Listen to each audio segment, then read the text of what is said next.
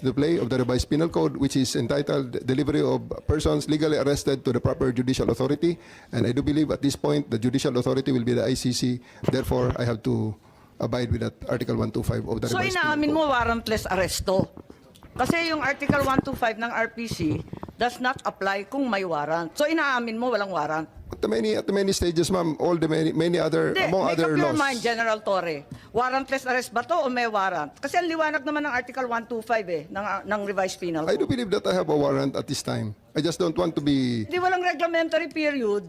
Mamili ka. Kapag warrantless arrest, edi may period. Kapag may warrant, walang period. Just the same, ma'am, I have to deliver Hindi him to the pareho judicial yun, proper authority. kapatid.